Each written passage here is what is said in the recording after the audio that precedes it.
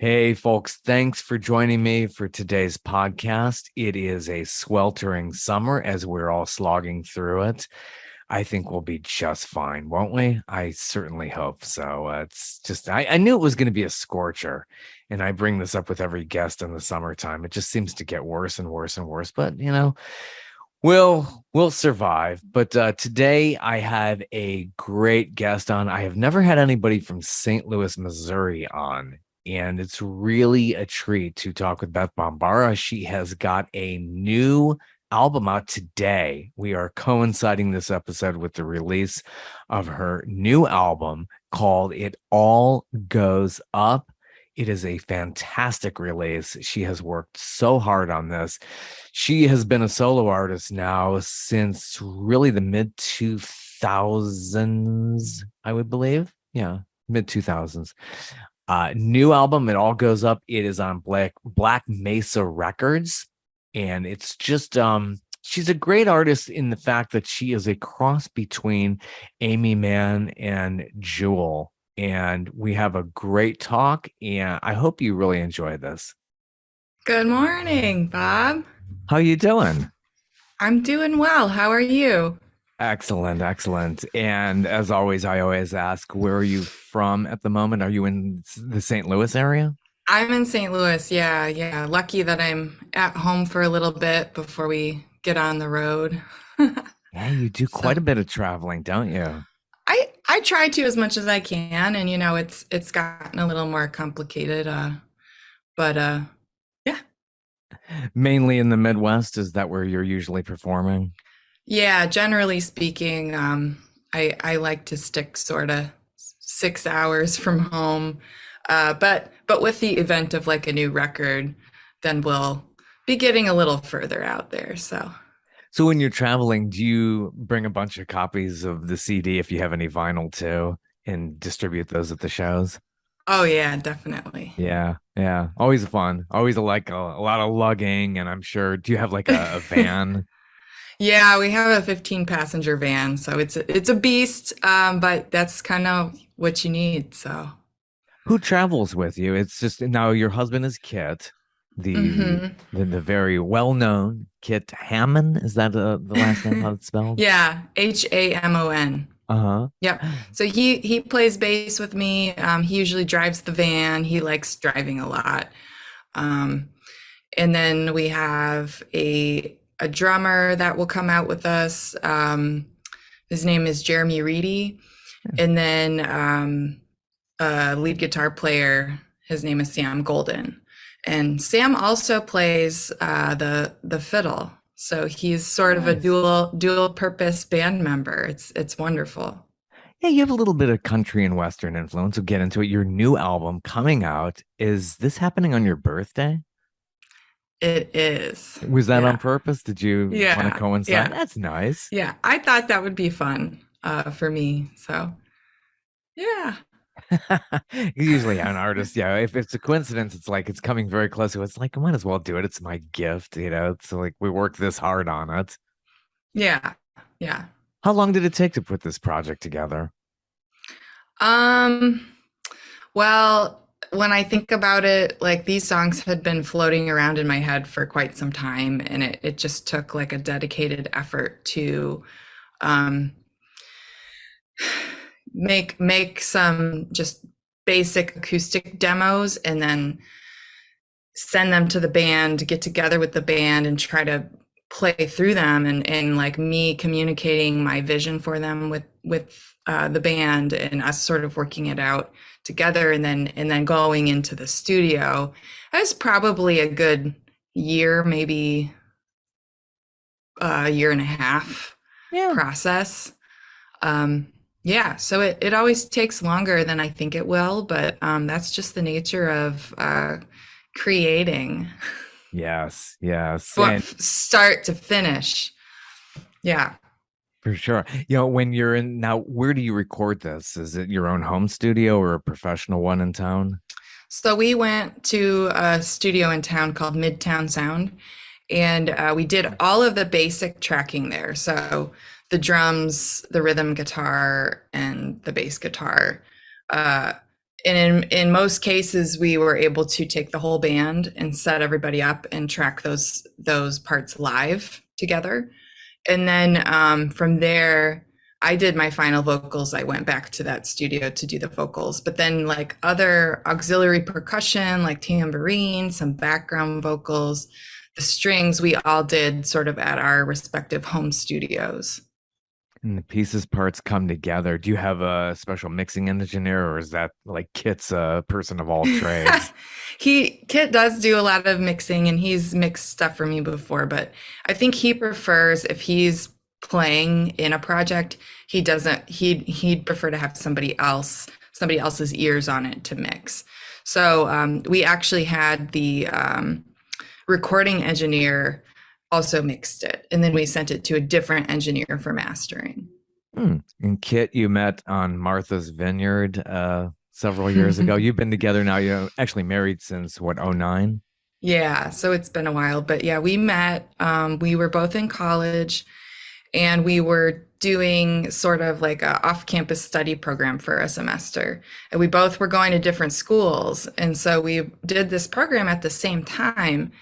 Just so happened, and then it was a music program. So what happened is they assigned other students to work with in the studio, and so he and I got assigned to work in the studio together, and that's how we met. So Oh, it's always when you least expect it. It's like, yeah, this is right yeah. in front of me right now. And what a great gift, though, to have you collaborate and somebody who could really help. How is it? I was watching, who was it? There was an HBO documentary where the husband and wife were together, Jason Isbell. And Oh, I still need to watch that. I've been meaning to yeah, watch that. yeah, and it really did. It really captured all that about how, wife is uber talented, just like him. And it's like these competing Yeah, egos and all this. It's very interesting. I highly recommend it on HBO, I believe it's where it's been streaming, cool. or on the new Max format. I'll have to give that a watch. Yeah, I've been meaning to. Yeah, absolutely. So your album, where does the title come from? It all goes up. So the title comes from a lyric line in one of the songs. The song is "Electricity" is the name of the song, and the lyric line, just that snippet of line, Comes out of is there. when it all goes up. So I sort of thought that that would be an interesting title for a lot of reasons, but mostly I like putting things out there that you can sort of take whatever meaning you want from it. What does that mean to you when you first hear it? And so for me, it sort of encapsulates this underlying idea of the whole record, of sort of the time and headspace I was in, of just sort of looking at the past few years and feeling like, man, that was really hard.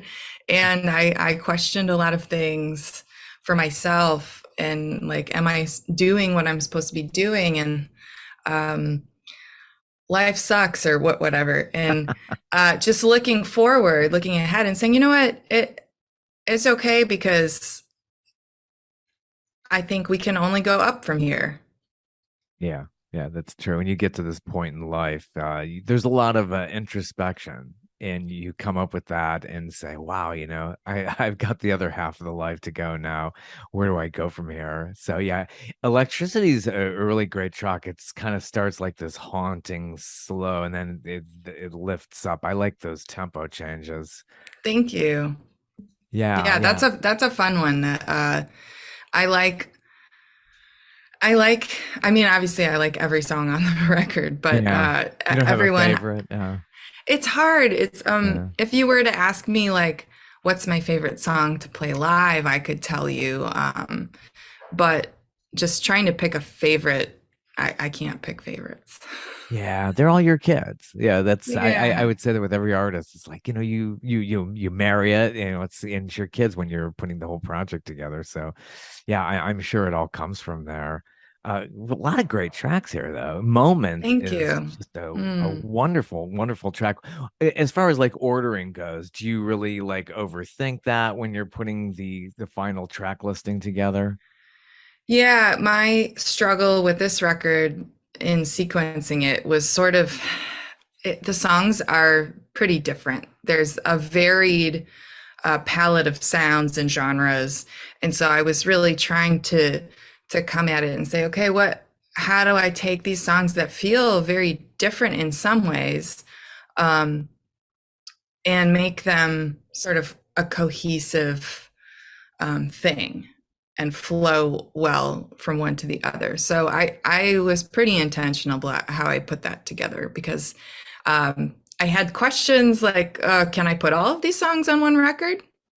And I really wanted to. And I think because I wrote them all in a specific time period, they all sort of hang together for me in that way. So, Yeah, when artists are putting it together and they sit down with producers, they really, really listen. And people don't really realize that there's so much thought goes into the sequencing of an album. mhm, They listen to it, listen to it. Oh, does this go here? Or listen to the tail ends of certain songs going into others. And there's just a lot of mhm. thought that's going into that. So yeah, it's really a Yeah, lot. it was a fine line for me to not overthink it, to be very intentional about it, but not to overthink it. Yeah, yeah, exactly. Because yeah, you could spend. I don't know, Steely Dan is one of those bands that just like would go on forever. They're just crazy. Just really talk about overthinking and trying to be perfectionists. But you have a Hmm. lot of inspirations. Definitely, people have compared you with Amy Mann, who's just incredible artist. She's amazing. Yeah, yeah, and the span of her career is wonderful. Yeah, I saw her But with Till Tuesday. This goes back nearly 40 years ago. It was intriguing seeing her. She opened up for Hall and Oates when I saw them, oh and wow. yeah, yeah, it was fun. It's just the never saw anything like that before. So yeah, it's a total original. Yeah, no, she's amazing. People often throw out comparisons, and yeah, she's an inspiration for sure. I feel like artists like Nico Case, she's super inspiring to me. Um, I really love Wilco's music and what Jeff Tweedy's doing. Yeah, He's just always creating. And so for me that's an inspiring thing. But yeah, just all my influences are all over the place. yeah, and that's how artists are. They all get their influences somewhat derived from one another. Take nuggets here and there, and you form your own, and you get your own personality going. So growing up, you were up in Grand Rapids, Michigan. Is that where you were originally from? Yeah, yeah. I was born in Grand Rapids and lived in the area um, up until I was 21, I think, and then I sort of moved away for good.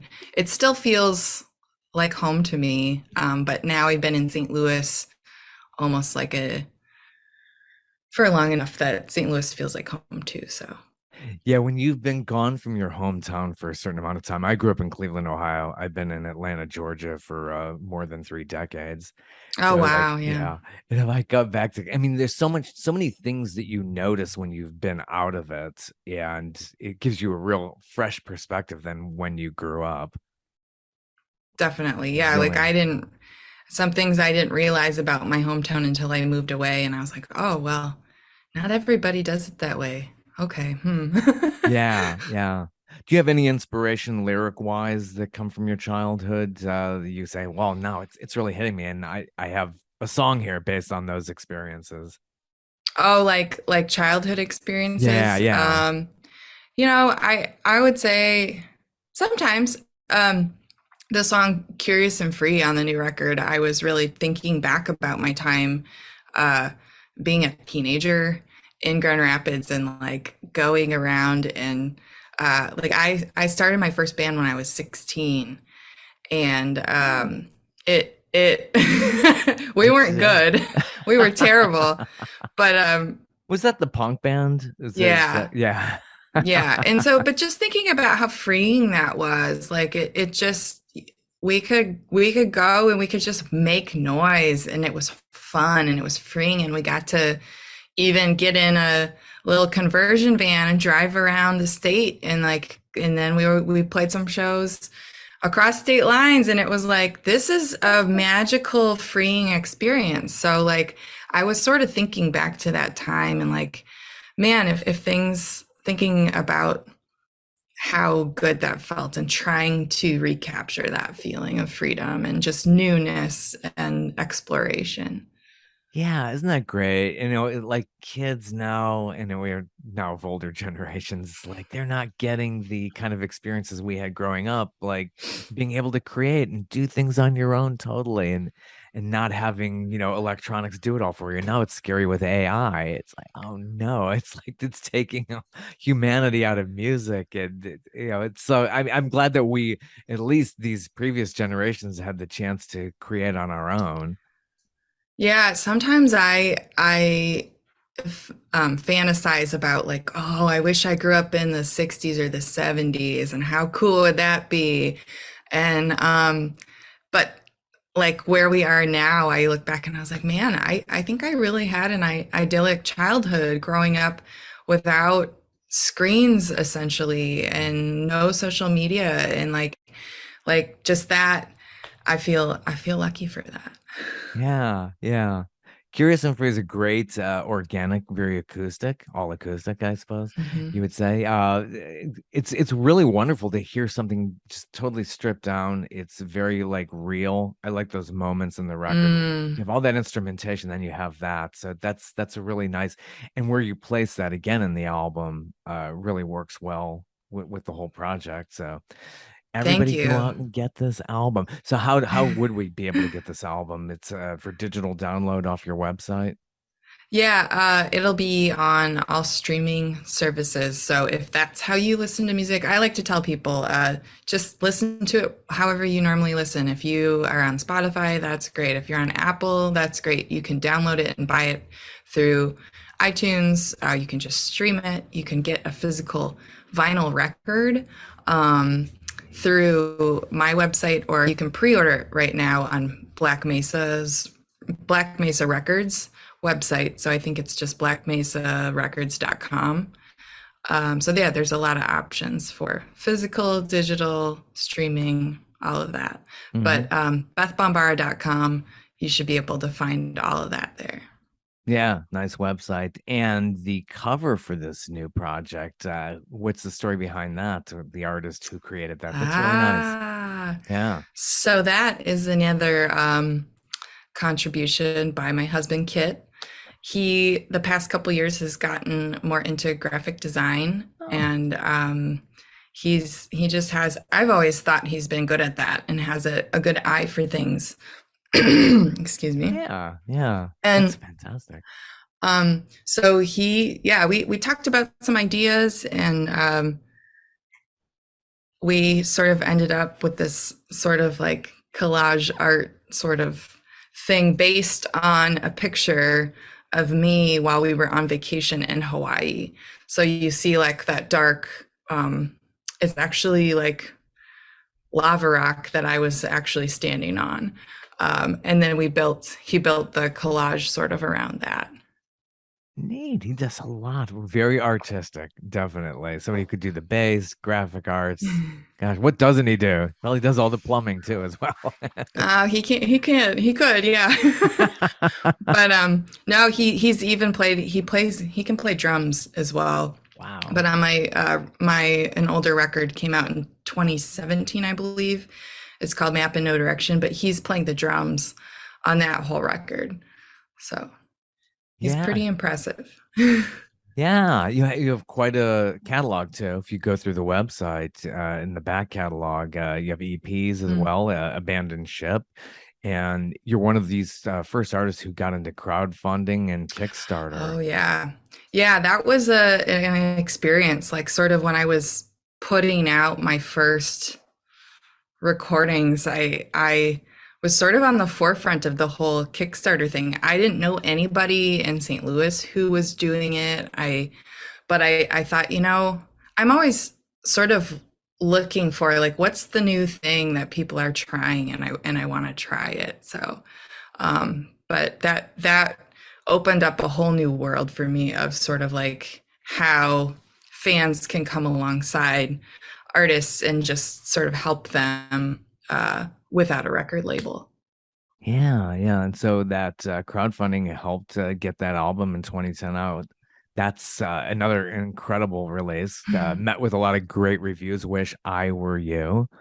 That's Thanks. again, where does that is down? Is that title lifted from a lyric too, or is that It just is. Yeah, it's yeah, lifted yeah, from a lyric. Yep. Yep. yeah, yeah? That's just fantastic. And then you completely followed that up, and you keep creating and going back into the studio. You feel like you're kind of on this treadmill, like studio touring, and obviously you love It, it. yeah, in some ways it sort of does feel like that, but I've been making sure like I take time for myself and just don't feel, sometimes it can feel pressure to stay on that treadmill, but I think it's if you do that, that's when you run into burnout. And I think I was really feeling super burnt out in early 2020, and I was ready to sort of like say, you know what, maybe I don't know if this music thing's working out for me. And I just was having a lot of doubts. And then the pandemic hit, and it just gave me this time to really think about that and to take this pressure off of myself because I couldn't get in the van and tour. And and I know a lot of people had a similar experience, but yeah, I think for me, this cycle of, I like to be in creative mode for a while and then make the record, and then I switch over into like getting the word out mode, promotional mode. So yeah, that's sort of, I love it though. I love that cycle. Yeah, it's good. It's good for you. I mean, I could feel like if you've been away from it for too long, you're like probably thinking, "Oh my gosh, the audience can move on and forget you," but it's always Mhm. there. But yeah, I'm sure you probably can always feel those pressures as well. Yeah, yeah, definitely. It's a balance to try to figure out how to navigate those spaces. Yeah. And also a lot of great tracks on the new album. Everything I Wanted, that was another standout to Hmm. me. Kind of reminded me of this Colby Calais vibe. Uh, Oh yeah, cool. Yeah, I met her once too. It just like and a song that was very, kind of had that vibe came out around that time, but it's very rhythmic and just Mm. what's the inspiration behind that one? What's that? What's the inspiration behind Oh, the Everything I Wanted? inspiration. Yeah. um, well, sort of the inspiration started from like these conversations I realized that I kept having with friends and family, and about sort of like what we're pursuing in life, and what we're doing for jobs, what we're doing to sustain ourselves and make a living, and how we get caught in this cycle of chasing chasing things like, okay, I think I need a big fancy TV to be happy, or Mm, that's a silly mm. analogy, but like I need all of these things. If I get this thing, then it will make me happy, or it will solve a problem and I'll be happier and my life will be easier. But so we just kept having these conversations about like, oh well, like what do you think you really need to be happy? Why are we in this cycle of chasing these things, and like, you know whether that be material possessions or money or anything, and just uh, that idea of realizing that happiness, contentment can come just from inside of you and not from the outside world. Yeah, and so hard these days. We're so into Oh, material items. Got to it's have the so latest gadget. hard. Yeah. Anyway, so So that's sort true. of what I was thinking about and where that song sort of came from. Yeah, you just got to keep it honest. Like, there's so much more to life. Just look around you. Just being out in nature, which we don't get to do as much Oh anymore. my gosh, yeah. I'm a huge nature lover. I feel like anytime I can get outside and get away and go hiking or biking, I love that. It's just so energizing. Do you have a lot of opportunity like that in the St. Louis area? You have good trail systems or places to hike? Actually, yeah, within like, I would say you can drive 25, 30 minutes and you can get to some pretty nice little hiking spots. And there's some great parks. And you can drive an hour and a half and you can be in, or something like that. You can be in some really great, what is it? The Mark Twain National Forest Oh, neat. is a pretty relatively easy drive to get to, and that's yeah. So there's great stuff accessible. Yeah. And you get to do that during the pandemic, which you needed to do to get outside. Yeah, Yeah, I totally. I actually I went on the plane twice to visit my daughter who was then in Boston, and it was great because there was like nobody on the plane. It's Yeah. just like Logan Airport was like totally abandoned. I was like a total ghost Wow. town. I was like, this is great. I really haven't traveled much since things have been somewhat normal now. Yeah. Yeah, that's awesome. Yeah, so traveling around the Midwest must be just really just exciting. You probably see all kinds of back roads. Do you stop in places that are more off the beaten path, like your Route 66 kind of places? Oh yeah, we try to make time for little random stops to explore little things. And like there's this cheese shop that we discovered sort of in the middle of like farmland in Iowa. And so anytime now we're like sort of going through there, we're like, oh, we got to stop at that little cheese shop. And they specifically only do Gouda cheeses, but they Oh, do like tons of different like ways. So it's super fun to find those little spots. Um, but I do love the Southwest, and I have some friends that live down there that we try to go visit, like at least once a year, and that's just great. So anytime I can travel and then like maybe play a few shows, it's great to get outside of the Midwest too. But I guess I was going to say that the song Moment, we just released a music video for, oh, nice. which is basically like footage of me and Kit traveling around the Southwest. Yeah, he's in some other videos like Mountain Sun. That's Yeah. was shot in front of this like abandoned place. I saw that. I was like, this is so artsy, all black and white. And what's the meaning behind like being in front of, is there anything, or is just like the No, video? well, the story behind that, it wasn't that I was like, oh, I gotta find this building that's like uh dilapidated, and that's what I really want. Literally, that was the house across the street from us that Uh, burned down. And uh so it was just this sort of like, oh, okay, well, let's just go across the street to the house and make a video. yeah, do that when nobody's looking. Get past the Yeah. fire, No, the fire truck. I was like, before this house falls down, we should make a video in front of it. Or it was in the back of it. Yeah. Yeah, for yeah, for the construction people come in and tear the whole thing down. Yeah, it's kind of Hmm. it has it's very interesting. What a great concept. What's the symbolism behind the tiny piano?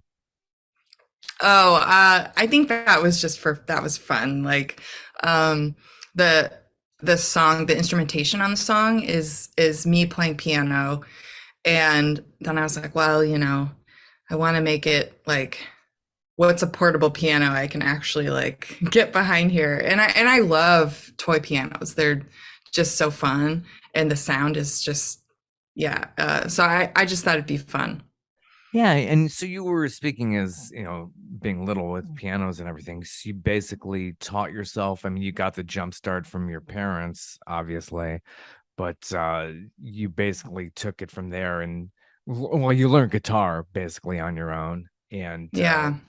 how does it, I mean, obviously, I think it's easier when you're younger to be able to Oh, teach yourself.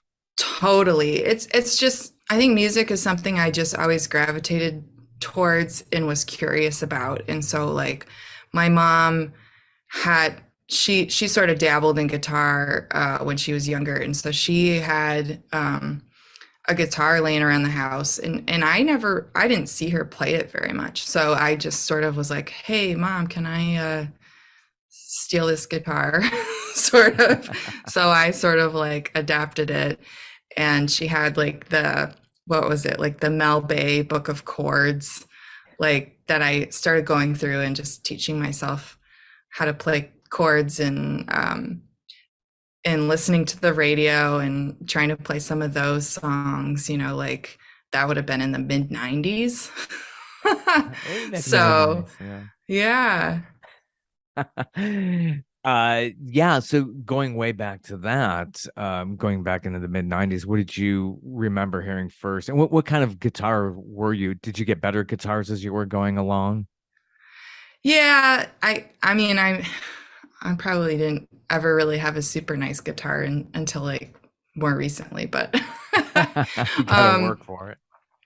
yeah, oh sorry, what was it? What? Finally got a decent guitar, We like a Guild guitar or something. Like I don't want to get too like Oh yeah. inside baseball with instrumentation, but yeah, it's No, it's so I it's always think interesting.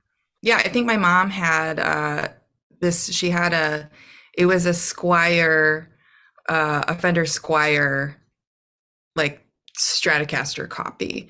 And so and then she also had a Yamaha acoustic guitar. And so I sort of gravitated towards playing the electric guitar because it's easier to first learn that. It doesn't hurt your fingers as much when you're trying to build up those guitar calluses. Um, but yeah, so, and then for me, she also had like a tiny little amp. And once I figured out, like, oh, if I crank this amp, then it gets really like distorted. Like, this is cool. And so then I'm in my bedroom, like cranking the amp and like push and play on my Clash cassette tape. And just like in this world, We're doing like, that. Yeah. this is fun. So, We're not really so much dating ourselves here, but yeah, I remember that, just like having a cassette recorder, like you physically had to do something. It was just so yeah. neat. I started out in film as a kid, and there was just something about that where you were limited to 3 minutes per cartridge. And Oh, then yeah. you had to send that off to get developed. You were like so excited when you come back home and Hmm. play and put it through the projector. I'm like, oh, there's just magic about it. Now the kids these days, it's all instantaneous, which now everybody could do it. Back then, not everybody was doing these things and these disciplines. Yeah, yeah. It's just much more of a process. And so like I came along and CDs were pretty much how people were listening to music. But you go to the record store and you could get a tape for cheap. And I remember I had in my bedroom, I just had a little dual cassette uh, deck boombox, and I would take that and like when I started sort of making up songs to remember them, I would just pop in a cassette and I would hit the record button and it would just use the microphone, external microphone on the boombox. So I could like remember what I had just like this riff that I had just come up with or something. And so now it's like fast forward and I have my phone with me all the Yeah. time and I can just pull it out and take a voice memo. So It's great. Does it hit you like you're on the road? Oh, I got this great melody here. Bam, I got to pull over. I got to record this. sometimes it does. Yeah, Sometimes it does. Yeah. Yeah. it can I really feel hit like you. being in motion, sort of something about that makes me like think of things. So like if I'm driving or if I'm walking or riding a bike, like any sort of motion really like is a good way for me to come up with ideas. Yeah, yeah. And you have a little bit country and western influences. I was mentioning it's just where does that come from? Did you get into some country music? Yeah, so I never really delved into country music until a little bit later on. I think until after I moved to St. Louis. There is a very rich folk scene in St. Louis, and like sort of like I met people who were sort of in folk and country bands, and that was sort of my first real like playing with people who played the banjo. I never I'd never been around that before until I moved to St. Louis. And part of that is like my musical experience in Michigan growing up there was more like in the rock scene. That's sort Right. of the scene I was living in. And so like when I moved to St. Louis, I started listening to some Gillian Welch and uh, leaning into more of that folk roots country tradition. Yeah, not too far from Branson. I guess there is that Yeah. country and western influence there, which you wouldn't associate with St. Louis. So that's No, just but that whole sort of Ozark, yeah. traditional scene for sure. Yeah. Yeah, So, it's very prominent in the track "Get On." A few other tracks too, like that. Who just mm. you could hear that. Yeah, I love that slide. That slide is so really cool, Oh and yeah. I think the I 80s were into love that. Yeah, I love steel guitar. I will always have a soft spot for it. So yeah, yeah. So many good tracks. I really, really recommend this new release coming out on your birthday. That's that's just wonderful. I just just very heartwarming to hear that. And just best wishes. So where Thanks, can we see Bob. you? You'll be playing live. We're into the summer now, going into fall. A lot of Midwest hmm dates. Yeah, a lot of Midwest states, Chicago. We'll be hitting Kansas City, like in the a little bit further into the fall, going down to Nashville, playing in Michigan, around Grand Rapids, around Montague, uh, playing a festival in northern Wisconsin in Appleton. So, sort of, yeah, that's in the next little while. That's where I'll be. That was Appleton, some actors from there. I think Willem Dafoe, if I'm not mistaken. But Nashville should be Hmm. really fun. Nashville should really like this music. This is just perfect for that. Thanks. Yeah, yeah. Well, I'll get to go to Nashville actually twice in 2 months. So I'll be doing a show there, and then in at the end of August. But then I'll be going back to play at the Americana Fest, Fun. which that is a wonderful little conference festival. So if anyone's looking for a fun week of music, that is a great thing to go to because you get like a wristband and then you can go to all the shows that happen all week, or it's like four days of shows. You can go see them all, and there's too many to see, and it's hard to like make your schedule. It's like a little festival. So yeah, highly recommend that. Yeah, great. Well, now what kind of venues? How many seats are you usually averaging for all these shows? Oh, it varies Varies. greatly. Yeah. But I would say like anywhere from like 100 to 400 seats. So not big, but I sort of those are the venues that I like seeing shows in, because you can get they're a little intimate, and you feel like you can be up close and personal with the band, and so that's I really like playing venues of that like small to mid size. Great. Oh, I hope to see you in Atlanta one of these days. We have a great venue. I always say it on almost every episode here. It's called Eddie's Attic. Oh, And I wanted to get to Eddie's so bad. Uh, Maybe, yeah, I'll have to talk to you about that. Yeah, please. Oh, it'd be great. do it. I love this hmm music. Anyhow, so well, thank you for joining me. Yeah, thanks so much for having me, Bob. Take care and best wishes with the new release. It all goes up, available wherever you get your music. Thanks. Take care. Have a good one. You too. Bye. And if you already don't know, we already spoke that it is Beth's birthday today, August 4th. So go out and get the new release. It is fantastic. I totally recommend that. Go back to her website that I think we mentioned in this episode. I can't remember. But yeah, check it out. It is fantastic. You will want to order this or listen to it on Spotify or wherever you get your music.